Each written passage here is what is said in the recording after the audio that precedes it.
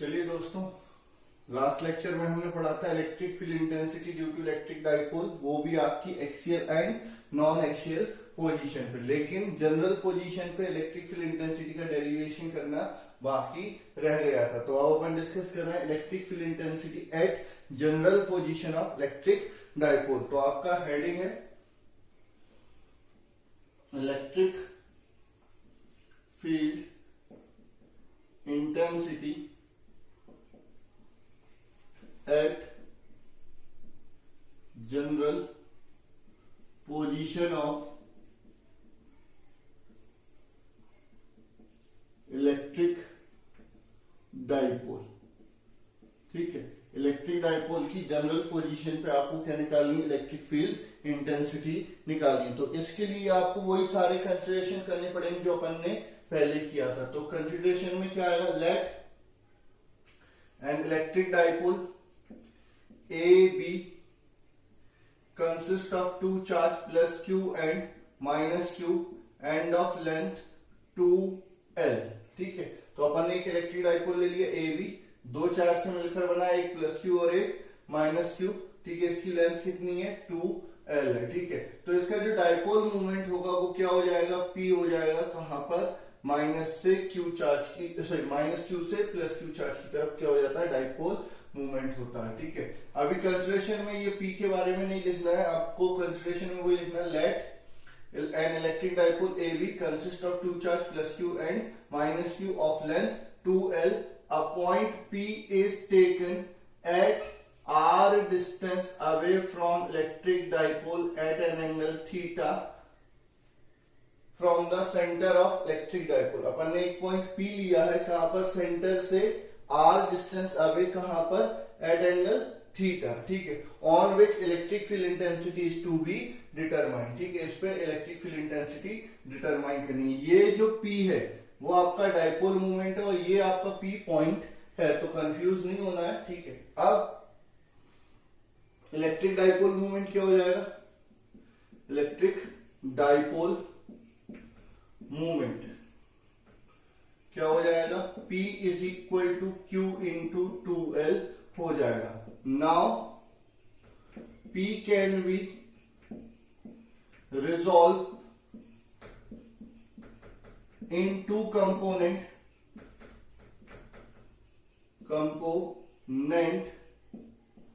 P sin theta and P cos theta.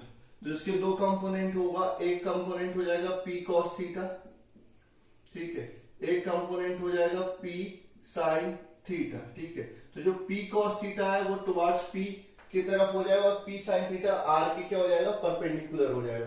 मतलब आपका ये जो पॉइंट P है वो क्या हो जाएगा, P cos थीटा के एक्सियल पोजीशन पे हो जाएगा और P sin थीटा की क्या हो जाएगा, नॉन एक्सियल पोजीशन पर हो जाएगा। तो नाउ इलेक्ट्रिक फील्ड इंटेंसिटी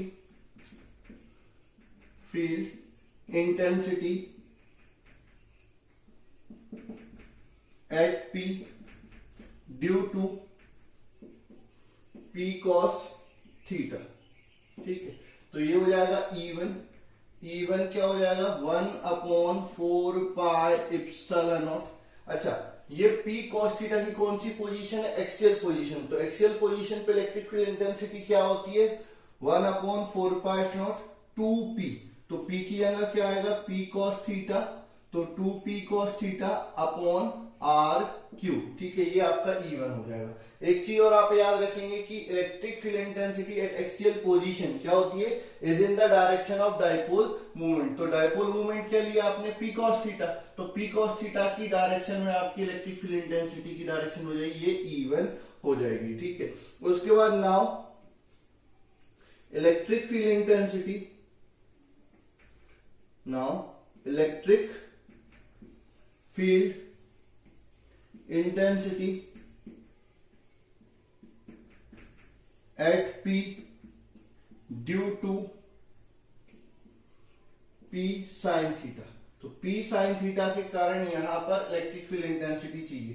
तो आपका ये जो पॉइंट P है, P sin थीटा की कहां पर है, नॉन एक्सियल पोजीशन पे। तो नॉन एक्सियल पोजीशन पे इलेक्ट्रिक फील्ड इंटेंसिटी का फॉर्मूला क्या होता है, 1/4 पाई एप्सिलॉन नॉट P, तो यहां पर P की जगह पर क्या आ जाएगा, P साइन थीटा आ जाएगा, अपॉन में क्या हो जाएगा, आर क्यू हो जाएगा। ठीक है। अच्छा, नॉन एक्सियल पोजीशन पे जो इलेक्ट्रिक फील्ड इंटेंसिटी होती है उसकी जो डायरेक्शन होती है वो डाइपोल मूवमेंट के एंटी पैरेलल या अपोजिट होती है।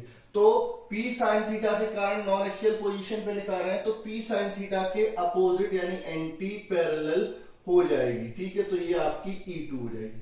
अब जब E1 P cos थीटा और P sin थीटा परपेंडिकुलर है तो E1 और E2 भी क्या हो जाएंगे, परपेंडिकुलर हो जाएंगे। तो नेट इलेक्ट्रिक फील्ड क्या हो जाएगी, net E1 and E2 are perpendicular to each other, hence net electric field intensity at point P, तो क्या हो जाएगा, E बराबर रूट में E1 का स्क्वायर प्लस E2 का स्क्वायर। ठीक है, अब यहां पर E1 और E2 की वैल्यू रख देंगे, तो रूट में क्या आ जाएगा, 2P cos theta upon 4 pi epsilon naught are cube का whole square plus P sine theta upon 4 pi epsilon naught are cube का होल स्क्वायर। ठीक है, अब यहां पर क्या होगा, E बराबर यहां से क्या हो जाएगा, P स्क्वायर, मतलब P बाहर निकल जाएगा, अपॉन में 4 pi epsilon naught are cube भी बाहर निकल जाएगा। रूट के अंदर क्या बचेगा, 2 cos थीटा का स्क्वायर यानी 4 cos स्क्वायर थीटा प्लस यहां पर क्या हो जाएगा, साइन स्क्वायर थीटा हो जाएगा। तो E बराबर क्या हो जाएगा, P upon 4 pi epsilon naught are cube, इसको हम इस तरह से लिख सकते हैं 3 cos square theta plus cos square theta plus sine square theta. ठीक है, अच्छा ये cos square theta plus sine square theta क्या हो जाएगा, 1 हो जाएगा। तो E बराबर क्या हो जाएगा, P upon 4 pi epsilon naught are cube root में 3 cos स्क्वायर थीटा प्लस 1। तो ये आपकी इलेक्ट्रिक फील्ड इंटेंसिटी हो जाती है at general position of electric dipole. इसको डेराइव करने का एक और तरीका है, यहां से R1 वेक्टर ले लो, यहां से R2 वेक्टर ले लो, तो E1 वेक्टर और E2 वेक्टर के फॉर्म में निकाल के R1 vector minus R2 vector का एक फॉर्मूला बनेगा, तो वहां से आप इजीली इसको क्या कर सकते हो, सॉल्व कर सकते हो। और एक तरीका ये भी है, ठीक है, ये सिंपल तरीका है इसलिए मैंने आपको ये तरीका बताया है।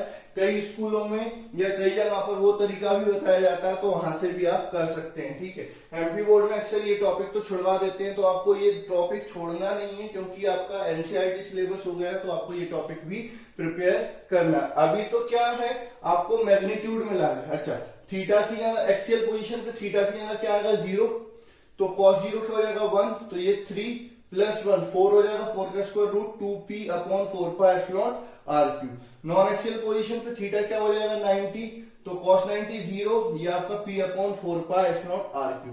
ठीक है, अब आपके डाइपोल के कारण क्या होता है, चाहे आप इधर ले लो चाहे इधर ले लो, आपकी इलेक्ट्रिक फील्ड इंटेंसिटी क्या होगी, यहां पर 0 नहीं होगी, नॉन एक्सियल पोजीशन पे 0 नहीं होगी। ठीक है, अब अपन बात करते हैं किसकी, अब अपन बात करते हैं इसकी डायरेक्शन की। ठीक है, तो आपका क्या होता है, मान के चलो रिजल्टेंट इलेक्ट्रिक फील्ड कहां पर आएगी, ये आएगी E। ठीक है, अब आपका डायरेक्शन, तो ये अपन एंगल मानते हैं अल्फा। ठीक है, तो the direction with respect to R, the direction of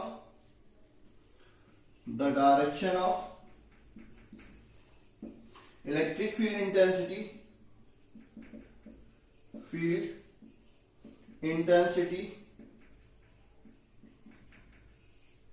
with respect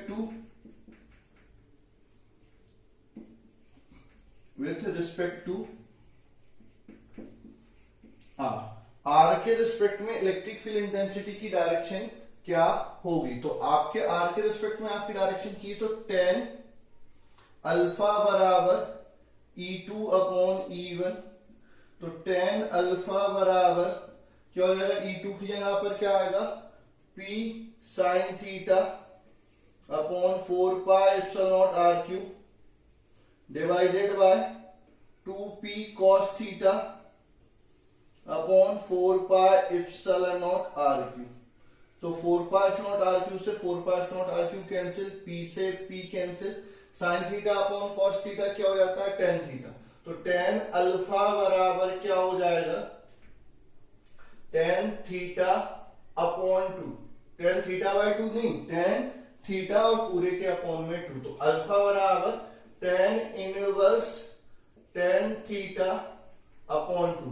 कई लोग इसको क्या करेंगे कि सर tan से tan कैंसिल कर दो थीटा बाई 2 हो जाएगा। बिल्कुल गलत है, ऐसा गलती से भी मत करना। tan थीटा बाई 2 नहीं है कि कैंसिल हो जाएगा, tan पूरी वैल्यू के अपॉन में 2 है, तो ये अल्फा हो गया। फिर आपका आएगा angle with respect to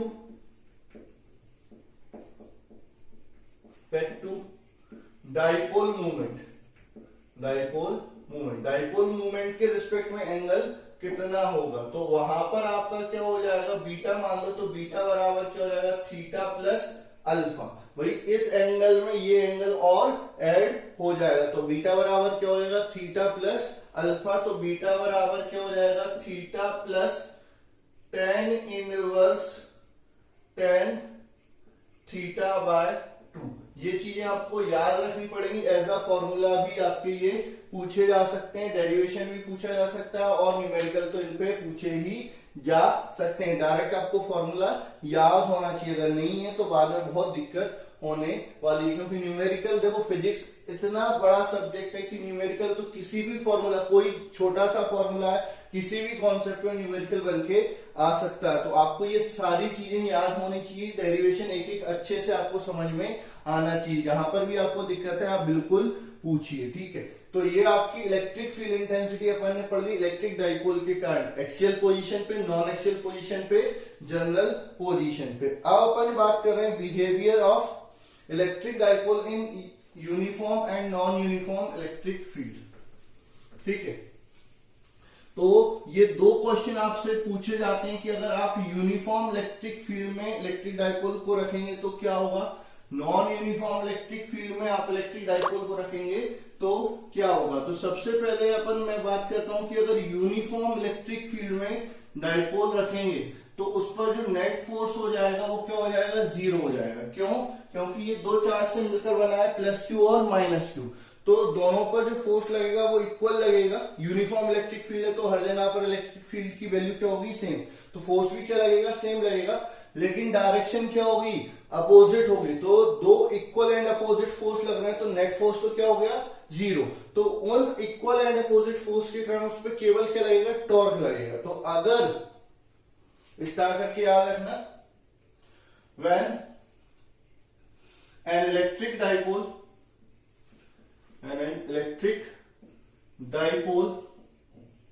is placed in uniform electric field,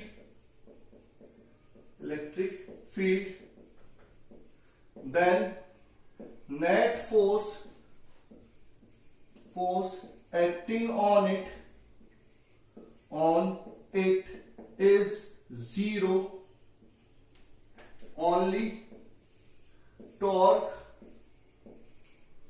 acting on it,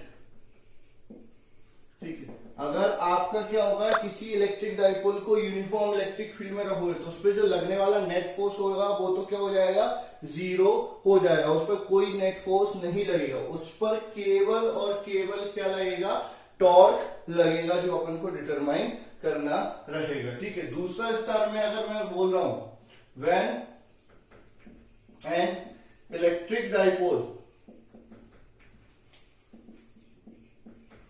is placed in non-uniform, uniform में तरफ ये इन non-uniform electric field, then both torque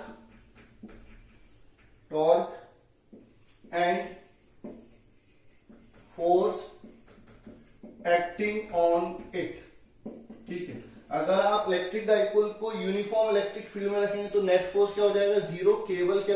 torque लगेगा। और वहीं पर अगर आपने इलेक्ट्रिक डाइपोल को कहां पर रखा, नॉन यूनिफॉर्म इलेक्ट्रिक फील्ड में रखा, तो आपके दोनों लगेंगे, टॉर्क भी लगेगा, फोर्स भी लगेगा। ये आपके ऑब्जेक्टिव में पूछे जाते हैं, what happen when electric dipole is placed in non uniform electric field, या फिर आपसे क्वेश्चन पूछा जा सकता है what happen when electric dipole is placed in uniform electric field. तो नॉन यूनिफॉर्म वाले के लिए भी 4 ऑप्शन बन जाएंगे और यूनिफॉर्म के लिए भी 4 ऑप्शन बन जाएंगे। तो आपको आंसर पता है, याद रहना चाहिए। अब अपन बात करते हैं torque acting on electric dipole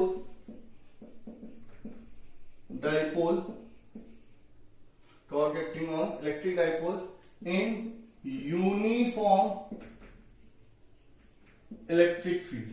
अगर आप इलेक्ट्रिक डाइपोल को यूनिफॉर्म इलेक्ट्रिक फील्ड में रखते हो तो उस पर कितना टॉर्क लगेगा। तो सबसे पहले आपको क्या करना पड़ेगा, कंसिडरेशन करना पड़ेगा और उस कंसिडरेशन को लिखना पड़ेगा। तो क्या कंसीडर करें, let an electric dipole A B consist of 2 charge plus q and minus q and of length 2l is placed in uniform electric field E at an angle theta. तो जो consider किया है वो अपन को लेना पड़ेगा। तो अपन ने क्या किया, यूनिफॉर्म इलेक्ट्रिक फील्ड लिए।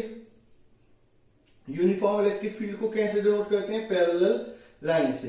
कई लोग इस तरह से तिरछी बनाते हैं, कई लोग इस तरह से खड़ी बनाते हैं। तो कैसे भी बनाओ मेरे को फर्क नहीं पड़ता, आपको भी फर्क नहीं पड़ना चाहिए। बस आपको ये पता होना चाहिए कि यूनिफॉर्म इलेक्ट्रिक फील्ड लाइन को पैरेलल लाइन से डिनोट करते हैं। चाहे आप इस तरह से करो, चाहे आप इस तरह से करो। तो ऐसे भी कर सकते हो, ऐसे भी कर सकते हो कि कुछ बुक में इस तरह से दिया है, कुछ बुक में इस तरह से दिया। तो जैसा बनाना है वैसे बनाओ, कोई फर्क नहीं पड़ता।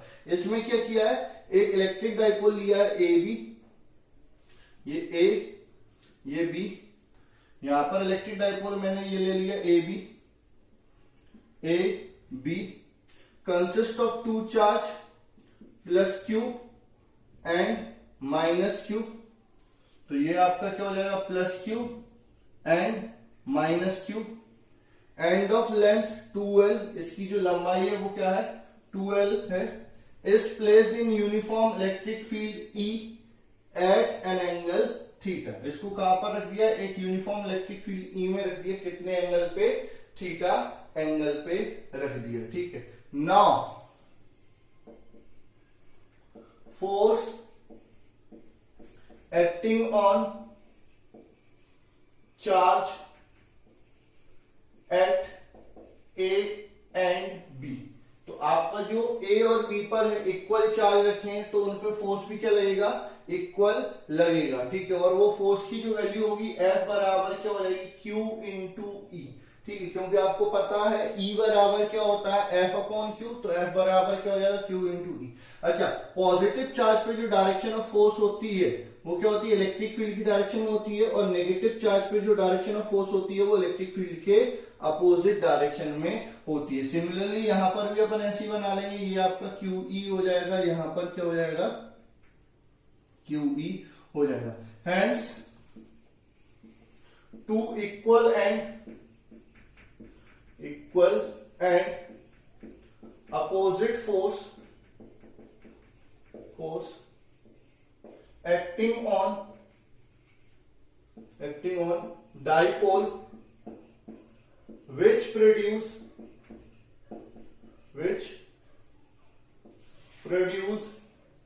torque on it। ठीक है, torque on it। ठीक है, तो इस तरह से इलेक्ट्रिक डाइपोल पे 2 इक्वल एंड अपोजिट फोर्स लग रहे हैं, जिससे उस पर क्या हो जाएगा, टॉर्क प्रोड्यूस हो जाएगा। तो टॉर्क बराबर क्या होता है, अगर 2 इक्वल फोर्स लगते हैं तो टॉर्क बराबर होता है फोर्स इनटू परपेंडिकुलर डिस्टेंस। ठीक है, कोई एक फोर्स ले लो दोनों में से और उनके बीच की परपेंडिकुलर डिस्टेंस। तो ये 2 फोर्स है, तो इनके बीच की परपेंडिकुलर डिस्टेंस कैसे आएगी, यहां से यहां पर परपेंडिकुलर ड्रॉ कर दो O।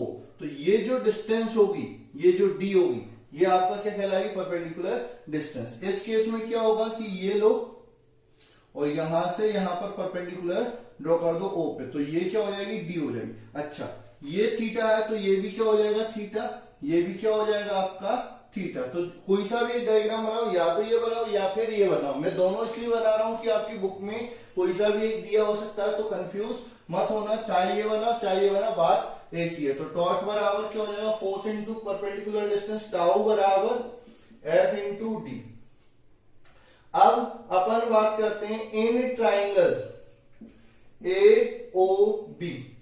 ट्राइंगल ले लिया ए ओ बी या ए ओ बी, तो आपका क्या हो जाएगा, साइन थीटा बराबर क्या हो जाएगा, ए ओ अपॉन ए बी। तो साइन थीटा बराबर क्या हो जाएगा आपका, D upon 2l। Sine theta बराबर क्या हो जाएगा, डी अपॉन 2l। तो डी बराबर 2l साइन थीटा। तो डी की वैल्यू क्या हो गई, 2l, सॉरी डी बराबर क्या हो जाएगा 2l साइन थीटा। तो टाउ बराबर क्या हो जाएगा, f into 2l sine theta, ये टाउ हो जाएगा। Substitute the value of f, तो f की वैल्यू रख दो, तो टाउ बराबर क्या हो जाएगा, Q E into 2l sine theta. अच्छा, Q इंटू 2l आपको अच्छे से पता है क्या होता है, इलेक्ट्रिक डाइपोल मूवमेंट होता है। तो टाउ बराबर क्या हो जाएगा, Q इंटू 2l को क्या लिख दिया, P E साइन थीटा। ये आपका टाउ हो गया, ठीक है। इसका वेक्टर फॉर्म, ठीक है।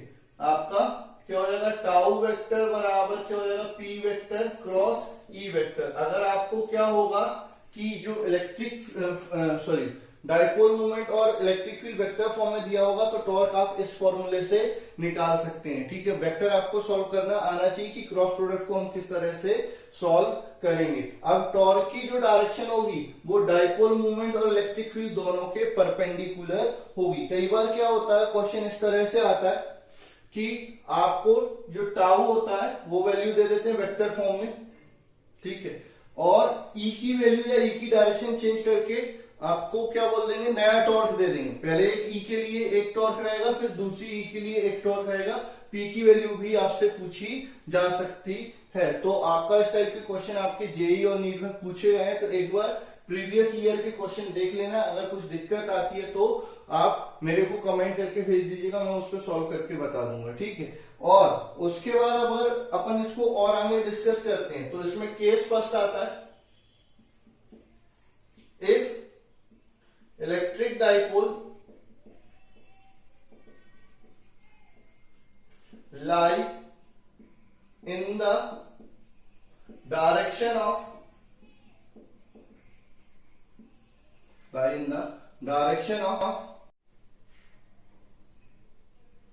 Electric field.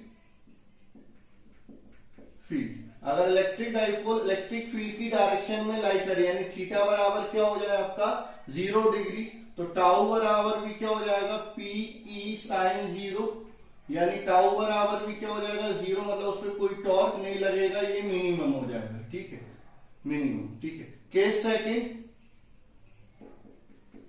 If dipole is in perpendicular direction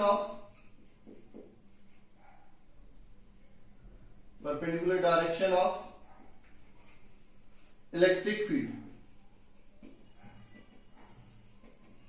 ठीक है, इलेक्ट्रिक फील्ड के परपेंडिकुलर हो, तो थीटा बराबर आपने क्या बोल दिया 90, तो टाउ बराबर क्या हो जाएगा पीई साइन 90। साइन 90 की क्या वैल्यू होती है 1 होती है, तो आपका टाउ बराबर क्या हो जाएगा पीई यानी मैक्सिमम हो जाएगा। तो ये आपका क्या हो जाएगा, torque acting on electric dipole हो जाएगा, ठीक है।